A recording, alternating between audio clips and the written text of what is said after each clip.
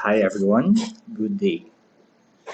We'll be having our orientation for new business registrants. To aid our discussion, we have 7 modules for that. First, application for business registration. Second, application for registration of books. Third, invoicing requirements. Fourth, you are now ready to start your business. Fifth, file and pay your taxes. Sixth, update your registration. 7. Retirement of business. Now let us proceed to Module 3, which provides information and guidelines about invoicing requirements. For the invoicing requirements, we have first the manual bound invoices, second is the loose leaf invoices, third is the cash generated invoices, and fourth is the CRM POS machine. The requirements for the application of authority to print for manual bound invoices are as follows. First, you need to accomplish BIR form number 1906 in 2 original copy. Second, you must also provide a final clear sample of own invoices or supplementary invoices in original copy. For subsequent application, the last issued authority to print or the printer certificate of delivery or any booklet from the last issued ATP must also be provided in photocopy. If transacting through a representative, for individual, special power of attorney executed by the taxpayer applicant indicating the specific transaction and any government-issued ID of the taxpayer and authorized representative must be provided.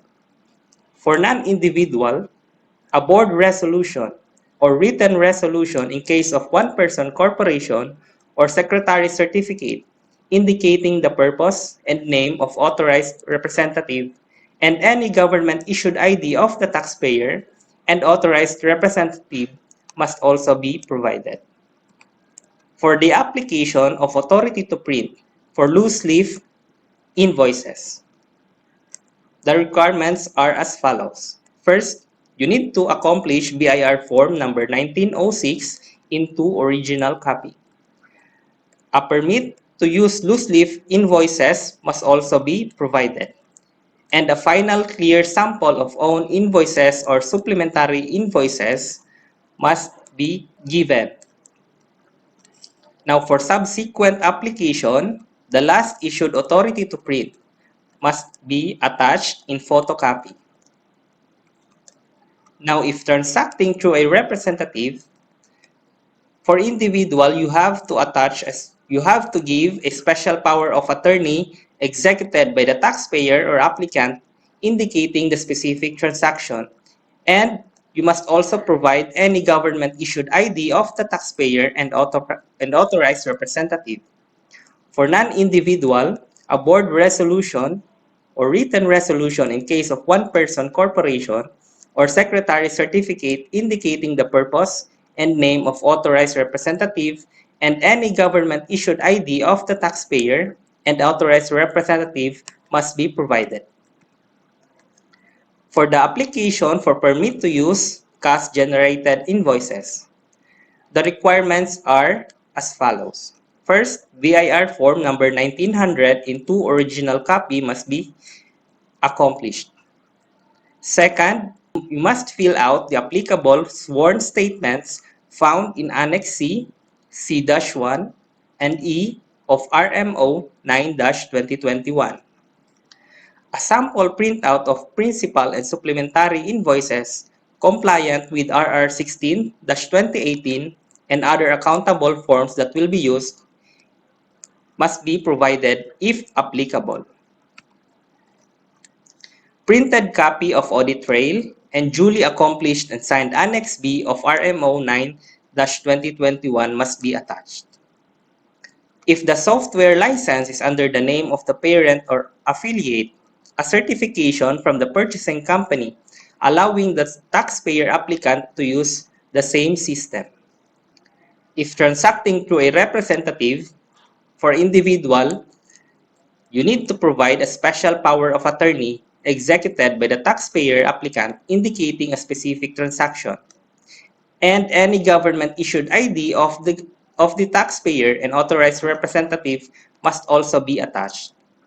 For non-individual, a board resolution or written resolution in case of one-person corporation or secretary certificate indicating the purpose and name of authorized representative and any government-issued ID of the taxpayer and authorized representative must be attached. For the application of permit to use CRM and POS machine, online enrollment may be done through the BIR website. We have eAcreg and eSales facility. For eAcreg, this is used for printing of permit to use sticker and monitoring of permits approved and cancelled. While for eSales facility, this is used for reporting of monthly sales generated by the machines. The lines of businesses that may be qualified for the issuance of permit to use CRM and POS machines in accordance with Revenue Regulation 10-1999 are as follows. We have supermarkets, department stores, drugstores, bookstores, groceries, bakeries, restaurants, bars, beer, gardens, refreshment, parlors, and other eating places, record bars and music stores, video shops selling and leasing out cinematographic films, garages and other parking spaces, gasoline stations, hotels, motels, lodging houses, and the like, token exchange stations, and recreational and amusement centers.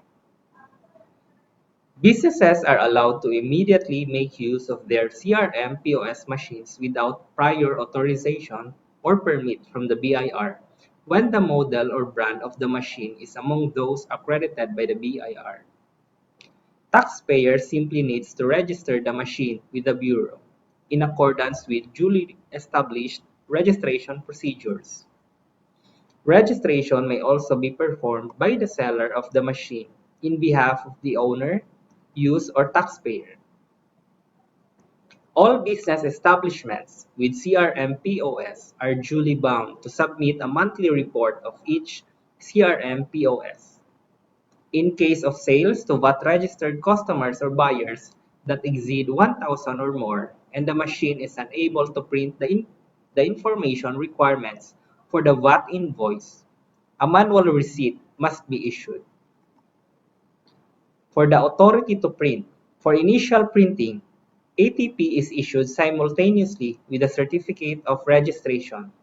For the subsequent printing, ATP shall be processed, taxpayer applicant's choice of BIR accredited printer, and it shall remain valid unless revoked.